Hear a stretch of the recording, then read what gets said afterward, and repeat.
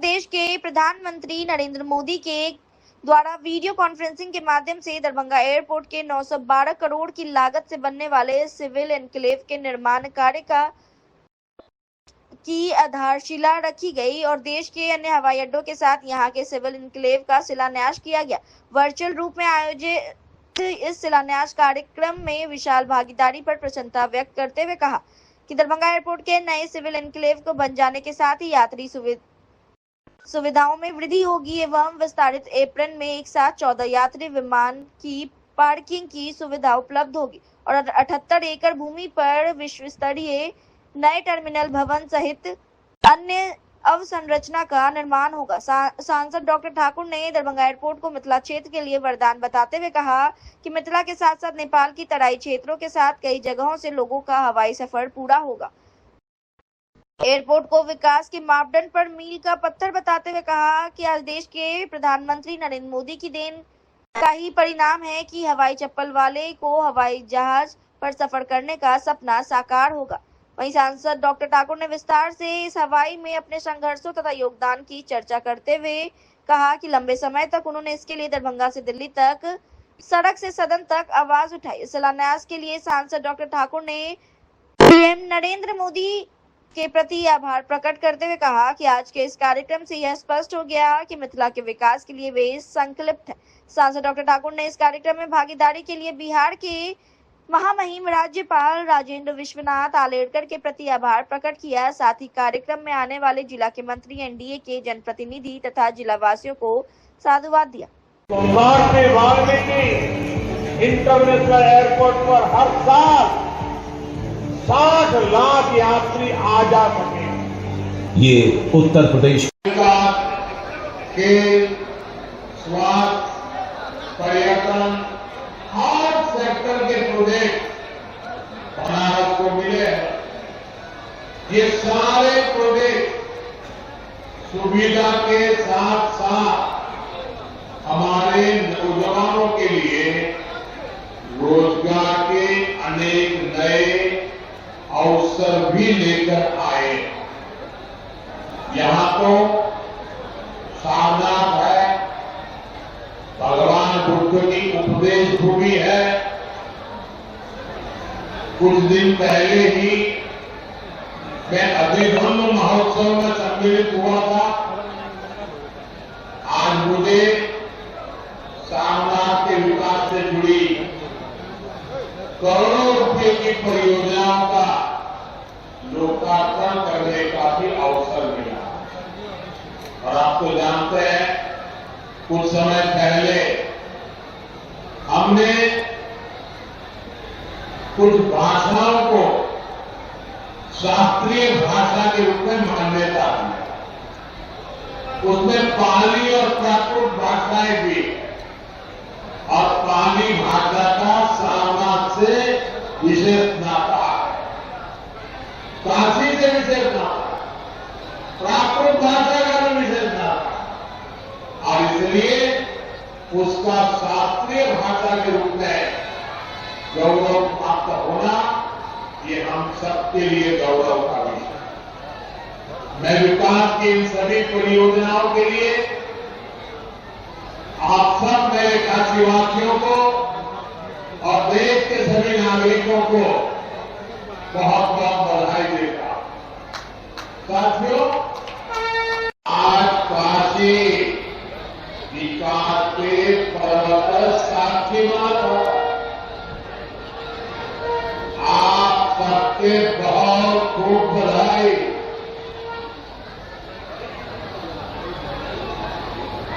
साथियों, काशी के लिए आज का दिन बहुत ही शुभ है। अभी मैं आंखों के एक बड़े अस्पताल पर, उस अस्पताल का लोकार्पण करके आपके पास आया, और इसलिए आने में थोड़ी देर भी हो गई। शंकरा नेत्र अस्पताल से बुजुर्गों और बच्चों को बहुत मदद मिलने वाली है। से अभी यहाँ हजारों करोड़ रुपए की प्रोजेक्ट का शिलान्यास और लोकार्पण हुआ।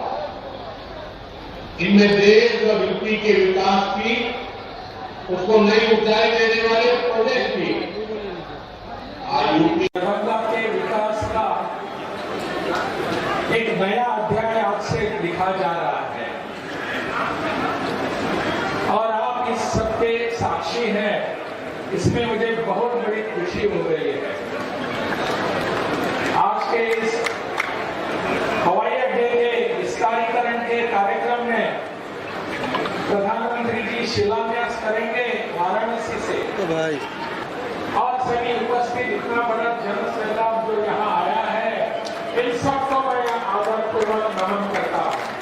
हमारे प्रधानमंत्री दिल्ली में बैठकर मिथिला के लोगों की चिंता करते हैं, दरभंगा के लोगों की चिंता करते हैं और इसलिए वहां बैठकर उन्होंने कहा कि हमारा यहाँ हवाई अड्डा अंतर्राष्ट्रीय स्तर का होना चाहिए। यहाँ से केवल 10 विमान जाने से कोई होगा नहीं, यहाँ लगभग 100 से ज्यादा भी विमान आने वाले समय में आने चाहिए, जानी चाहिए। तो ऐसे में यहाँ इसका विकास करने की आवश्यकता है और लगभग 950 करोड़ रुपया उन्होंने दे दिए और कह दिया कि इसको विकास कर दीजिए। इसका इनकी सोच इसके लिए आगे है। प्रधानमंत्री जी ने कहा है कि जैसे कि अभी मेरे पूर्व वक्ताओं ने भी कहा, मुझे अपने मंगल पांडे जी मुझे बता रहे थे कि आने वाले समय में लगभग 1,500 करोड़ रुपये के खर्चा करके लागत के यहाँ एम्स का हॉस्पिटल बन रहा है, सेंटर बन रहा है। हमारे दरभंगा के लिए और क्या चाहिए? ये सब विकास की राहें हैं, विकास की सड़कें हैं। मुझे लगता है इस सड़कों पर जाने के लिए हम सब अभी सक्षम बन रहे हैं। आप सब चाहते हैं, जानते हैं कि इस प्रदेश की विकास की दौड़ माननीय मुख्यमंत्री नीतीश जी के हाथ में है, नीतीश कुमार जी के हाथ में है। नीतीश जी स्वयं इसको देख रहे हैं, इसको मॉनिटर कर रहे हैं। आज इस कार्यक्रम को वो वहां पटना से जुड़ रहे हैं, माननीय उप मुख्यमंत्री सम्राट चौधरी भी वहां से जुड़ रहे हैं। उन इन सब लोगों के मन में, यहाँ बैठे हुए सब लोगों के मन में चिंता है, पूरे बिहार की चिंता है। इसलिए वो कहीं पर है वहां जाना चाहते हैं। बिहार का हर हिस्सा, हर भाग विकसित होना चाहिए। विकसित भारत का अगर हम सपना देखते हैं तो दरभंगा और मिथिला इसमें पीछे नहीं रहेगा। दरभंगा मिथिला आगे ही रहेगा। दरभंगा का विकास बिहार का विकास है और बिहार का विकास पूरे भारत का विकास है। ऐसी सोच लेकर प्रधानमंत्री जी वहां से हमको कार्यक्रम दे रहे हैं। ऐसे आज पूरे देश भर में लगभग 133 हवाई अड्डे बन गए हैं। कभी आपने सोचा था कि ऐसे इतने बड़ी मात्रा में हवाई अड्डे बनेंगे? मैं गोवा से आता हूँ। गोवा इतना छोटा है, दरभंगा जिले से भी छोटा है, लेकिन गोवा में 2 हवाई अड्डे बन गए हैं। कितनी प्रतिभा है हवाई अड्डों के जरिए, कितने लोग, क्योंकि प्रधानमंत्री जानते हैं कि इन्हीं के जरिए विकास होने वाला है। हमने रेलवे स्टेशन का, रेलवे लाइन का, उनके रूट का भी विकास देखा है। इन सब को देखकर प्रधानमंत्री जी की सोच है 2047 में पूर्ण रूप से भारत विकसित होगा और इसके लिए बिहार विकसित होना चाहिए, इसके लिए मिथिला और दरभंगा विकसित होना चाहिए। यही सोच लेकर आज हम सभी यहाँ आए हैं। मुझे पूरा विश्वास है आप इतनी बड़ी संख्या में यहाँ आए हैं, यहाँ से यही संदेश लेकर जाएंगे कि प्रधानमंत्री जैसे विकास पुरुष के साथ हमको रहना है, उनके हाथ मजबूत करने हैं ताकि हमारे प्रदेश का, हमारे भारत का, विकसित का और भी विकास हो जाएगा। माता की जय। लेकिन यह गौरवान्वित करने वाला क्षण है कि आज देश के विरासत और विकास माननीय प्रधानमंत्री नरेंद्र मोदी जी का जो संकल्प है वो संकल्प को मुजफ्फरपुर में विरासत को जगाने का और दरभंगा में विकास की गति बढ़ाने का एक साथ अवसर मिला है। आज विश्व का अग्रणी हवाई अड्डा विकास और प्रचालक विमान विकासचलन सेवा प्रदत्त करने का, देश भर में हवाई संपर्क बढ़ाना और लागत प्रभावी आधुनिक सुरक्षित हवाई अड्डा परिचालन एवं विमान सेवाओं के लिए अत्याधुनिक स्वदेशी तकनीक का उपयोग करके पर्यावरण के प्रति जागरूक संसाधन संगठन बनाना, और ये भी मिथिला कुछ मिठास धरती पर, जिस धरती पर वर्षों से मांग थी और वह सपना साकार हुआ। इस क्षेत्र का डायरेक्ट देश के हर जगह से जुड़ने का एक मार्ग प्रशस्त हुआ है। मैं बधाई और धन्यवाद देता हूं क्षेत्र के लोगों को। देश के माननीय प्रधानमंत्री जी ने आपके प्रति जो सजगता, बिहार के मुख्यमंत्री नीतीश कुमार जी, डबल इंजन की सरकार आज एयरपोर्ट से एम्स के साथ साथ तमाम वो नई सुविधाएं बिहार के अंदर विकास की गति को बढ़ा रहे हैं। और इस गति के लिए श्रेय अगर जो किसी को जाता है तो आप जैसे बिहार की जनता को, जिसने बिहार से ताकत दी, गोपाल ठाकुर जी जैसे सांसदों को भेज करके देश के प्रधानमंत्री नरेंद्र मोदी जी के हाथ को आपने मजबूत किया है, एक माहौल और एक वातावरण बनाने का अवसर पैदा किया है। ऐसे ही दरभंगा का जो मिठास है, आज मैथिली का पंचामृत बनाने में मैथिली भाषा का, बजिका का, अंगिका का, मगही का और भोजपुरी का ये पंचामृत बिहार का ही नहीं देश का गौरव बढ़ाएगा, देश के अंदर एक नया वातावरण बनाएगा। और ये शक्ति की भूमि है, शक्ति को जगाना है, बिहार को फिर से विकसित बनाना है, अपने सांस्कृतिक गौरवशाली इतिहास को आपस लाना है।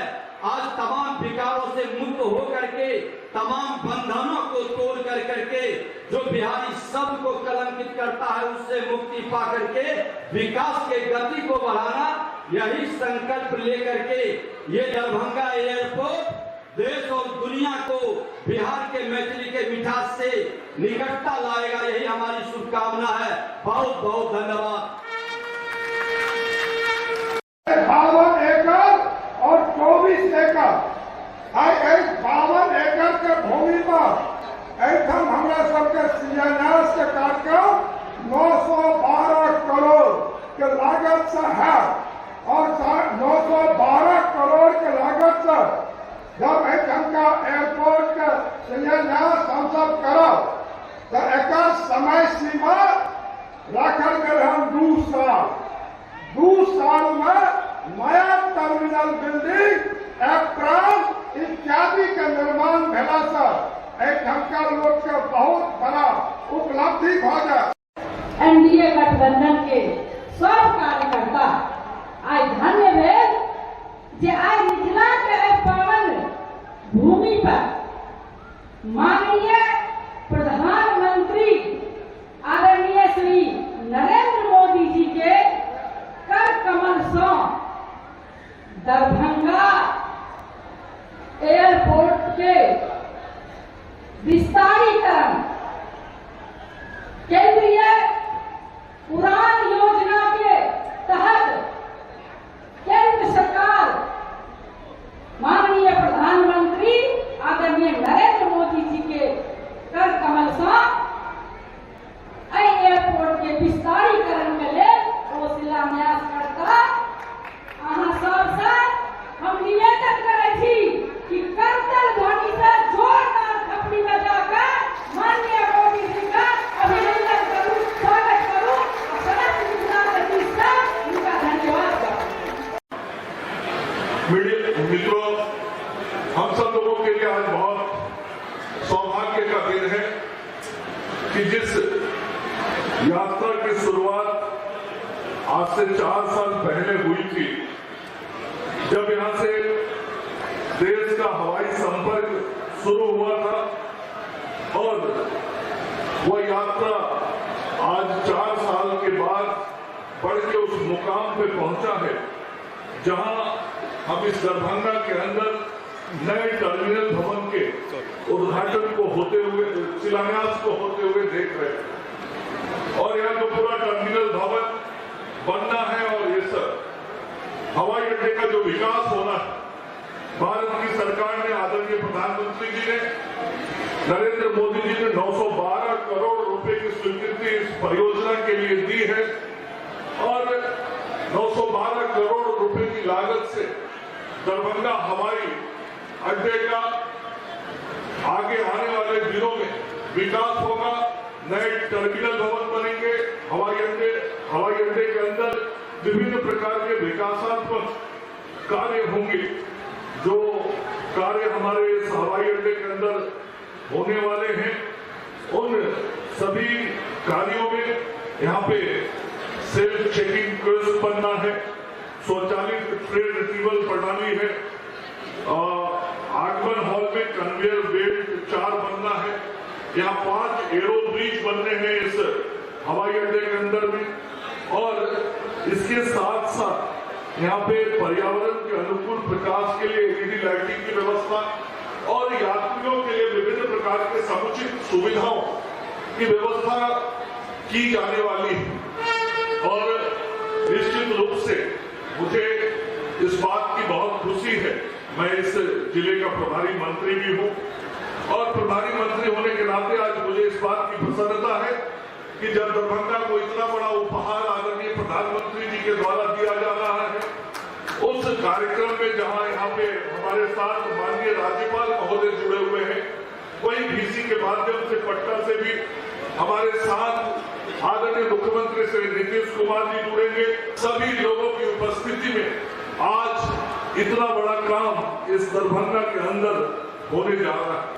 हम सब जानते हैं कि दरभंगा मिथिला की वो धरती है जिसे हम मिथिला की राजधानी भी मानते हैं और संपूर्ण उत्तर बिहार में जब विकास की कोई बातें होती हैं तो सबसे पहले हमारा ध्यान दरभंगा की ओर जाता है और यही कारण है कि आज जहां एक और ये 912 करोड़ रुपए की राशि की योजना का लाभ दरभंगा को मिलने जा रहा है, वहीं अगले कुछ दिनों के बाद आदरणीय प्रधानमंत्री जी के द्वारा एम्स का भी जो कार्यारंभ होना था वो अभी बहुत शीघ्र होने वाला, उसकी तिथि आप सब लोग को बता दी जाएगी, लेकिन वो भी एक बहुत बड़ी महती परियोजना और महती योजना थी जिससे संपूर्ण उत्तर बिहार के लोगों को, नेपाल तक के लोगों को लाभ मिलेगा।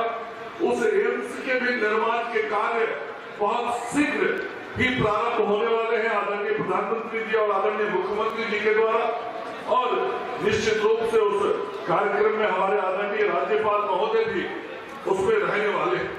तो किस प्रकार से संपूर्ण मिथिला के विकास के लिए भारत की सरकार, बिहार की सरकार, आदरणीय मुख्यमंत्री नीतीश कुमार जी और आदरणीय प्रधानमंत्री नरेंद्र मोदी जी की डबल इंजन की सरकार काम कर रही है, इसका ये उदाहरण है।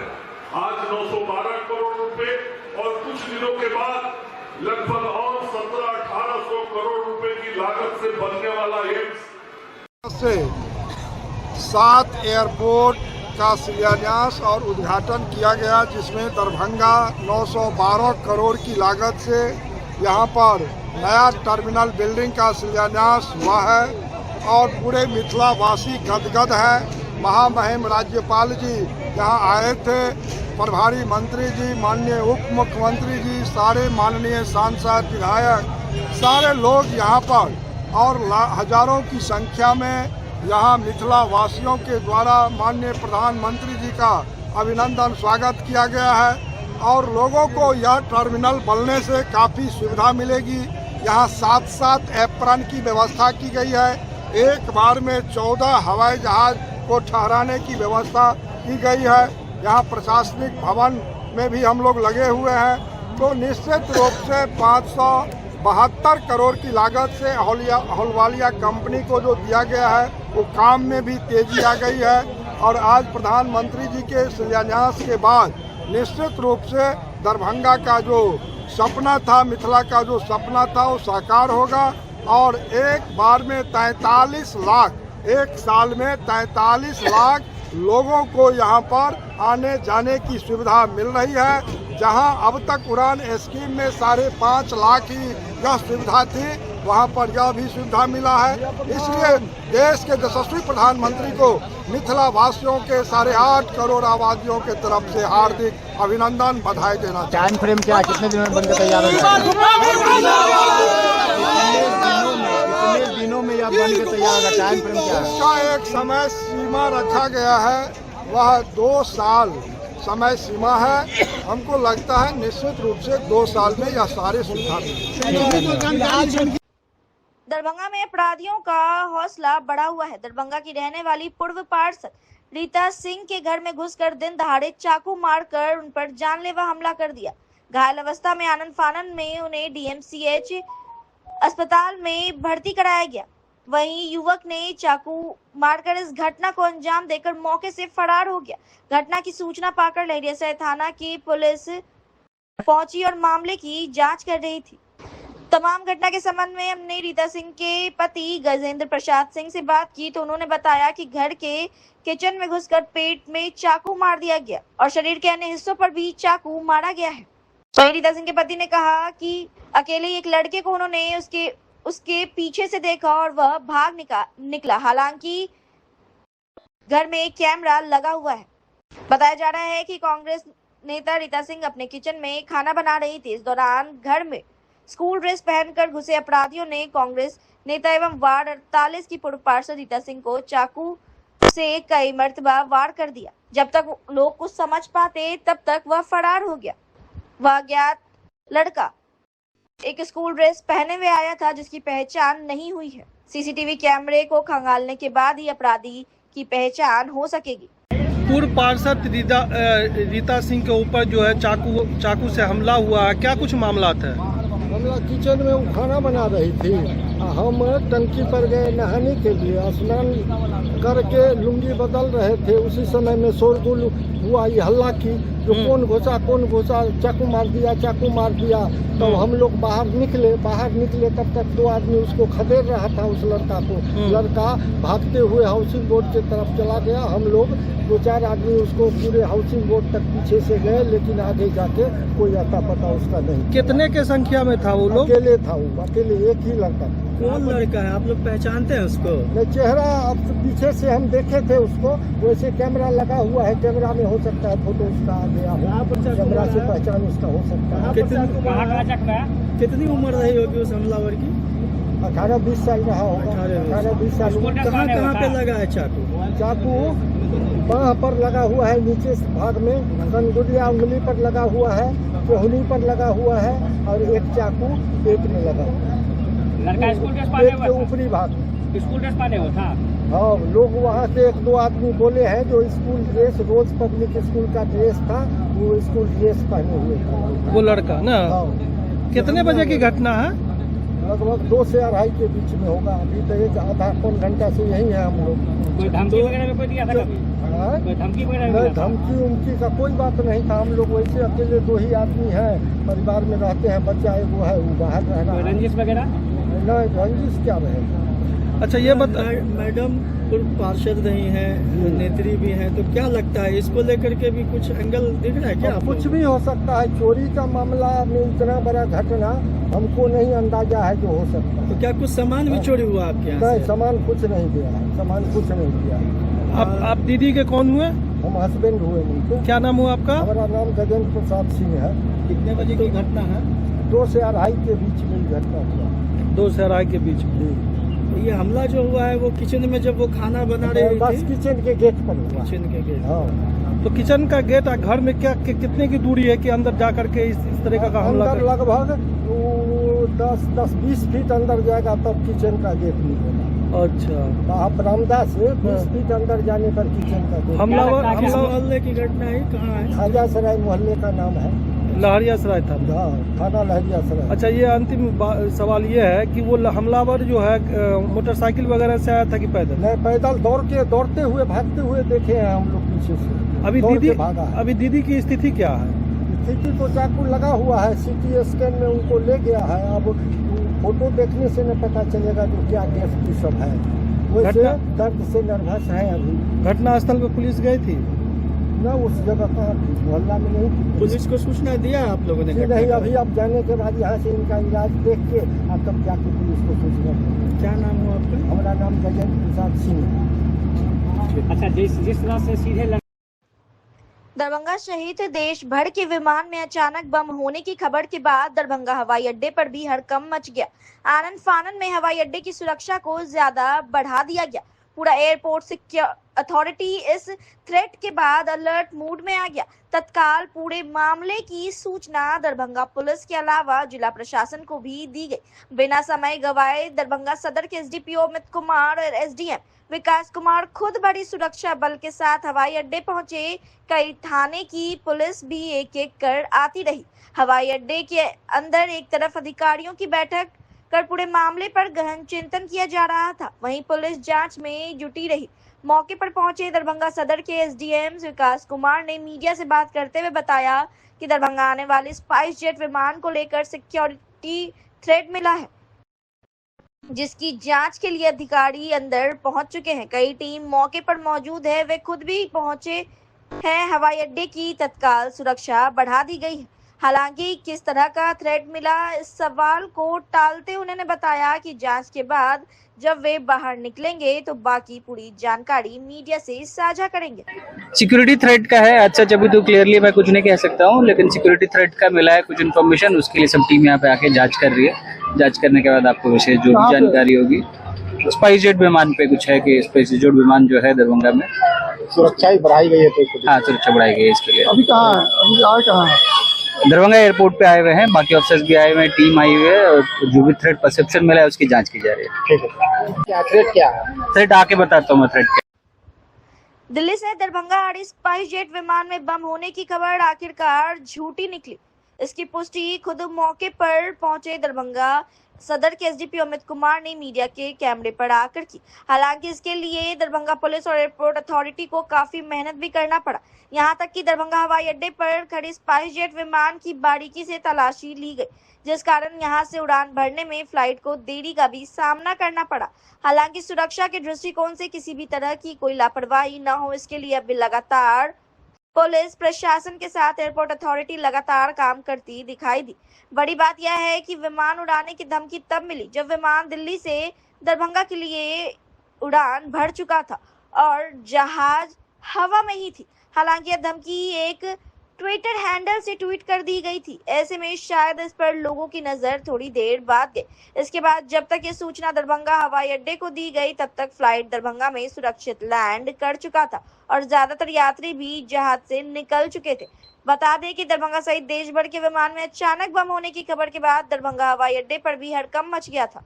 आनन फानन में हवाई अड्डे की सुरक्षा को ज्यादा बढ़ा दिया गया। पूरा एयरपोर्ट अथॉरिटी इस थ्रेट के बाद अलर्ट मोड में आ गया था।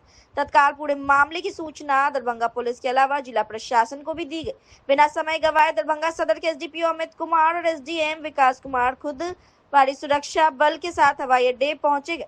साथ ही कई थाने की पुलिस भी एक एक कर आती रही। हवाई अड्डे के अंदर एक तरफ अधिकारियों की बैठक कर पूरे मामले पर गहन चिंतन करना आगे की रणनीति बनाई जा रही थी, वहीं पुलिस लगातार जांच पड़ताल में जुटी रही और घंटों तक तलाशी चलती रही। लेकिन धमकी के अनुसार ऐसा कोई भी संदिग्ध चीज हवाई जहाज में नहीं मिला। इसके बाद सभी ने राहत की सांस ली। बाद में खुद दरभंगा सदर के एसडीपीओ अमित कुमार ने पूरी जानकारी मीडिया को भी दी।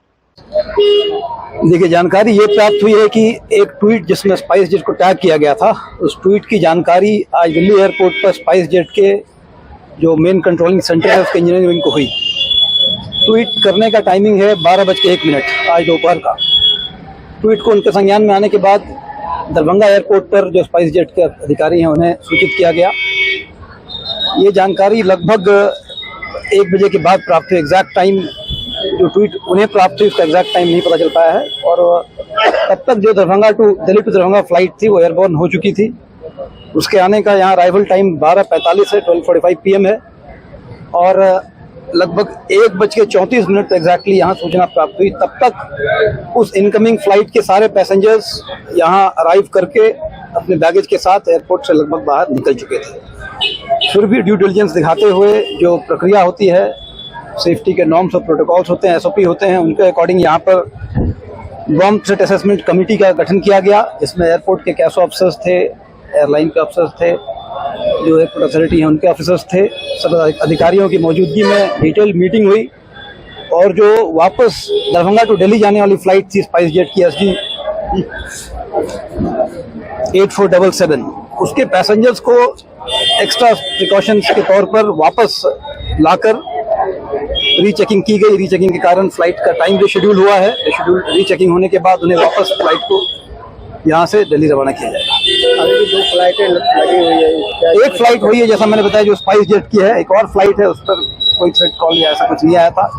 ये भी है एस्टेब्लिश हो चुका है, ये एक हुक्स कॉल था। एक स्पाइस जेट को इसमें टैग किया गया था और 5 फ्लाइट्स की इसमें विवरणी थी। कहा गया था कि इसमें बॉम्ब प्लांट किए गए हैं, लेकिन फ्लाइट सेफली लैंड हो चुकी है, पैसेंजर्स बाहर जा चुके हैं। तलाशी भी ली गई है, फ्लाइट की तलाशी ली गई है। हाँ, फ्लाइट को अच्छे से देखा गया है। उसमें रद्द कर दिया गया है या कंटिन्यू किया है? नहीं, वो फ्लाइट जो आई थी दिल्ली से वापस दिल्ली जा रही है फ्रॉम दरभंगा। फिलहाल कुछ नहीं, इसे मान जाएगी फेक कॉल माना जाए। फेक कॉल माना जाएगा। कहाँ से आया फेक कॉल का कुछ पता चला सर अभी तक? ट्वीट का एक हैंडल है, उस पर जांच पड़ताल की जाएगी। स्पेसिफिक कोई नाम वाम को किस तरह का जानकारी मिला है? कोई अजीब सा नाम है उस पर जांच की जाएगी। वायुसेना दिवस 8 अक्टूबर को शुरू हुई वायु वीर विजेता कार रैली की टीम आज दरभंगा के वायुसेना केंद्र पहुंची, जहां इसका भव्य स्वागत किया गया और रैली में शामिल जवानों को सम्मानित भी किया गया। वायु वीर जवान के स्वागत के लिए दरभंगा वायुसेना केंद्र के ग्रुप कैप्टन सह कमांडेंट विनेश राकेश खुद भी मौजूद थे। जैसे ही वायु वीर विजेता के कारों का काफिला दरभंगा वायुसेना केंद्र पहुंचा, न सिर्फ वायुसेना के जवान इनका मनोबल बढ़ाने के लिए खड़े थे, बल्कि उनका पूरा परिवार भी इनकी हौसला अफजाई के लिए पल के बिछाया था। जवान के आने के बाद सभी ने भारत माता के गगनभेदी नारे भी लगाए और यादगार पल को सभ्य ने अपने अपने कैमरे में भी कैद किया। जानकारी के अनुसार यह यात्रा यूं तो 1 अक्टूबर को दिल्ली के इंडिया गेट से शुरुआत की गई थी, लेकिन इस विधिवत वायुसेना दिवस के दिन 8 अक्टूबर को लद्दाख के थोइस वायुसेना केंद्र से शुरू हुआ और 29 अक्टूबर को अरुणाचल के तवांग में पहुंचने के साथ इसका समापन होगा। इस पूरे यात्रा में कुल 52 वायुसेना के वीर जवान हैं, जिसमें कई नारी शक्ति भी शामिल है और इन सभी जवानों का हौसला बढ़ाने के लिए कुछ रिटायर्ड अधिकारी भी साथ चल रहे हैं। जानकारी के अनुसार पूरी यात्रा के दौरान ये जवान तकरीबन 7000 किलोमीटर की दूरी तय करेंगे, जो हर राज्य के अन्य एक जिलों से होकर गुजरेगा। यात्रा का मकसद देश के युवाओं को वायुसेना की तरफ न सिर्फ आकर्षित करना है, बल्कि देश की सेवा के लिए वायुसेना ज्वाइन कर भारत माता का असली सपूत बन देश की रक्षा करने का जज्बा पैदा करना भी है। पूरे कार रैली का नेतृत्व भारतीय वायुसेना का एडवेंचर सेल कर रहा था। ये इंडियन एयरफोर्स और आर्मी की कंबाइंड वायु वीर विजेता टीम, जो कि एयरफोर्स स्टेशन थॉइस से स्टार्ट होकर के और तवांग अरुणाचल प्रदेश तक जा रही है, जो कि हमारे जितने भी रास्ते में शहीद स्मारक पड़ेंगे, जिनको हम सच्ची श्रद्धांजलि, और जो हमारी यूथ है, हमारे जो नया नवयुवक हैं, जो सब सेना है, हमारी जो दोस्त लोग हैं, सब लोग जब एक साथ रैली, जब ये मारुति जन निकलती है तो एक साथ सब खड़े होकर देखते हैं, जो कि हमें अनेकता में एकता का संदेश देती है। ये हमारी वायु वीर विजेता, जो कि सभी को इस डिफेंस फोर्सेस के लिए बहुत ही इनिशिएटिव और बहुत ही एनर्जाइज करती है कि आइए और please join us defence forces. ये हमारा इस रैली का मुख्य उद्देश्य है।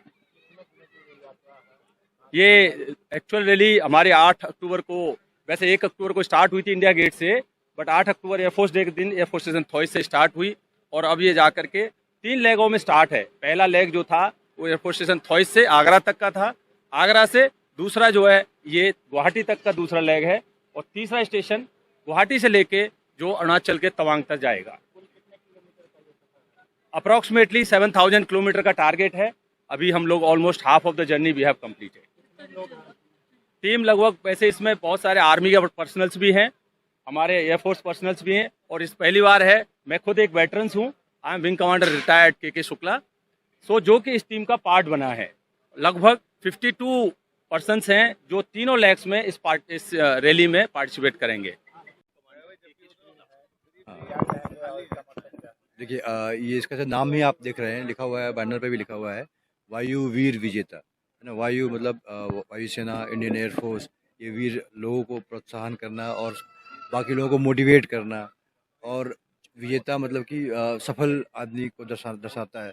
तो ये चीज़ें हैं कि ये लोग स्टार्ट किया उन्होंने, क्या बोलते हैं, थ्वाइस और ले से वहाँ से स्टार्ट किया और ये तवांग तक जा रहे हैं, पश्चिम और पूरब को जोड़ रहे हैं। और ये मेनली हमारा, क्या बोलते हैं, बैटल फील्ड रहा है। तो जितने भी हमारे अमर जवान ज्योति है या फिर हमारा जो भी स्मारक हैं और जहाँ भी हमारे शहीदों का, क्या बोलते हैं, नमन करना, वो सब चीज़ें जोड़ते हुए और बाकी लोगों को भी प्रोत्साहित करते हुए कि भाई डिफेंस फोर्सेस है, यूनाइट करना है, वीर की तरह काम करना है, ये सब चीज़ों का ये प्रोत्साहन करते हुए आगे बढ़ रहे हैं लोग। आम लोग किस तरह से इसको, आम लोगों के लिए अगर देखा जाए तो ये जनता को मोटिवेट कर रहे हैं कि देखिए ये फ़ौज है, आप लोग फ़ौज ज्वाइन कीजिए, है ना, वीरता का परिचय दीजिए और जो हमारे, क्या बोलते हैं, शहीद हैं, है ना, उनको याद कीजिए।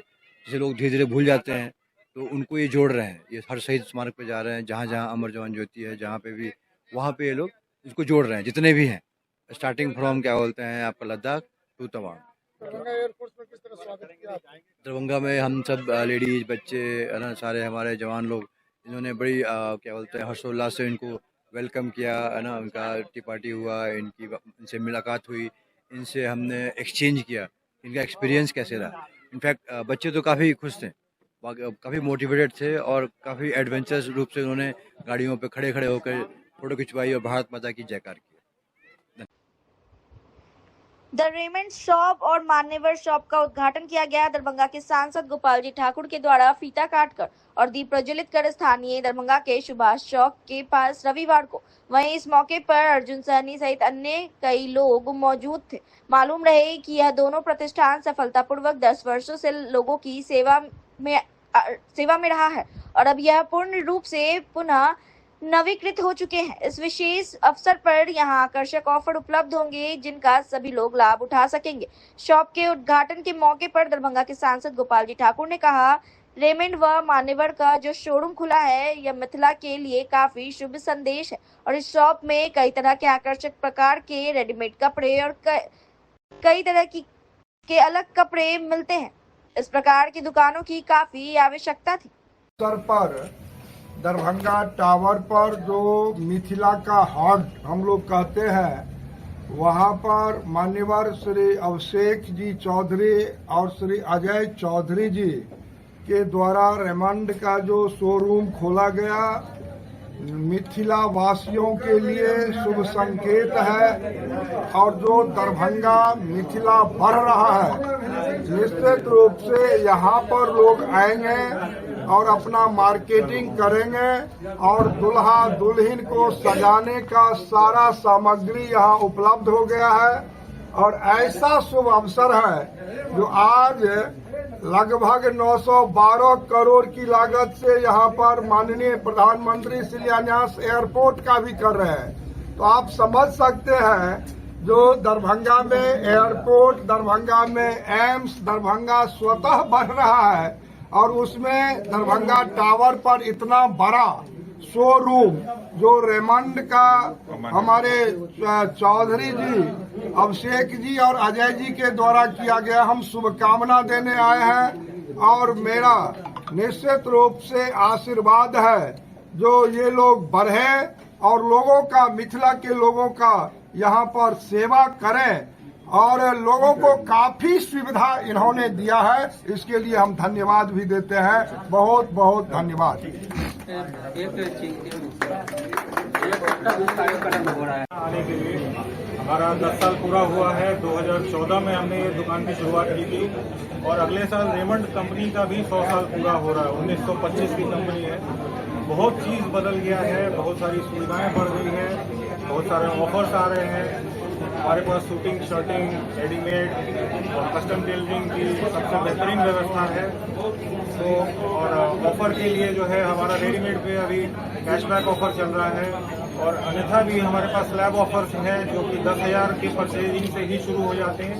अच्छे गिफ्ट्स हैं और हमारी पूरी कोशिश रहती है कि दरभंगा और मिथिलांचल क्षेत्र के ग्राहकों की जो भी जरूरत है उसको समझ के उसको पूरा कर सकें। और इसके साथ ही आप लोगों को बताना चाहूँगा कि मान्यवर का भी शोरूम है हमारा जस्ट बगल में, उसका भी रेनोवेशन करके हमने नए लुक में पूरी तरह से तैयार किया है। तो ये जो शोरूम आप जिसमें खड़े हैं इसमें पुराना एक भी पार्ट नहीं लगा हुआ है, ये ब्रांड न्यू सेटअप है और बिल्कुल नई व्यवस्था के साथ। आप लोगों से उम्मीद है कि अपना आशीर्वाद बनाए रखिएगा और हम लोग सेवा का मौका पाते हैं। परिचय सर। मैं अभिषेक चौधरी, रेमंड शोरूम और मान्यवर शोरूम सुभाष चौक दरभंगा। और मानवर को नए लुक एंड फील देने की, ठीक है, जो कि बड़े शहरों की तरह इसका इंटीरियर का काम हुआ है, डेकोरेशन का काम हुआ है, तो इसके लिए वो आए और फिर से सुने आशीर्वाद दें। त्योहारों के अवसर पर कुछ है क्या सर? ऑफर चल रहे हैं, बाइक पे है कैशबैक का, रेडीमेड में स्कीम चल रहा है अपना। पार्टी शिमला में हमारे पास रेमेंड में भी आपको सूट्स हैं, ब्लेजर्स हैं और मान्यवर स्टोर्स में एथनिक्स का जो है शेरवानी है, इंडो वेस्टर्न है, कैजुअल आपको ये कोट सेट है, तो ये सब सारी चीजें मानवर में भी उपलब्ध है। और रेमेंड में तो बेसिकली यही है, सूट, ब्लेजर, कस्टम टेलिंग, जो कि हमारा सबसे स्ट्रॉन्ग पार्ट होता है। इन सारी चीजों पे हमारा ध्यान है कि कस्टमर को अच्छी से अच्छी सेवा। परिचय सर। अजय चौधरी। दरभंगा के सांसद गोपाल जी ठाकुर ने एक निजी कार्यक्रम के मौके पर दरभंगा एयरपोर्ट को लेकर चल रहे विकासात्मक कार्य पर अपनी बात रखते हुए रविवार को कहा कि जब वह एमएलए थे तब बिहार विधानसभा से सर्वसम्मत से भारत सरकार को प्रस्ताव भेजने का काम किया। उस समय भारत की सरकार मेरी नहीं थी। जब नरेंद्र मोदी सरकार में आए तो 17 में उन्होंने उड़ान स्कीम के तहत देश भर में 78 एयरपोर्ट जोड़ने का काम किया और उसमें दरभंगा भी जुड़ा। और दरभंगा के सांसद गोपाल जी ठाकुर ने दरभंगा एयरपोर्ट पर बोलते हुए कहा कि दरभंगा एयरपोर्ट से अब तक 23 लाख लोग आज तक उड़ान भर चुके हैं। और सांसद गोपाल जी ठाकुर ने कहा कि भारत के प्रधानमंत्री नरेंद्र मोदी के द्वारा आज 52 एकड़ भूमि पर 912 करोड़ की लागत से शिलान्यास होगा और दरभंगा एयरपोर्ट का नया टर्मिनल बिल्डिंग बनेगा और प्रशासन का एक भवन भी बनेगा। साथ ही उन्होंने यह भी कहा कि दरभंगा एयरपोर्ट अंतर्राष्ट्रीय एयरपोर्ट बने, इसके प्रयास में वह लगे हुए हैं। हम एमएलए थे तो बिहार विधानसभा से सर्वसम्मत से प्रस्ताव भारत की सरकार को भेजने का काम किया। उस समय में भारत की सरकार मेरी नहीं थी। जब नरेंद्र मोदी जी सरकार में आए तो 17 में इन्होंने उड़ान स्कीम के तहत देश में 78 एयरपोर्ट जोड़ने का काम किया, उसमें दरभंगा भी जुड़ा। और उड़ान स्कीम के तहत यहाँ पर 23 लाख लोग उड़ान आज तक भर चुके हैं और यहाँ पर काफी असुविधाएं थी। यहाँ पर जमीन उपलब्ध नहीं था। राज्य की सरकार ने 31 एकड़ जमीन पूर्व में दिया तो हमने कहा जो 31 एकड़ से नहीं होगा। भारत की सरकार के जो हमारे वहाँ माननीय मंत्री थे तो वहाँ से एक टीम यहाँ पर ला करके 52 और 24 एकड़ हमने जमीन लिया।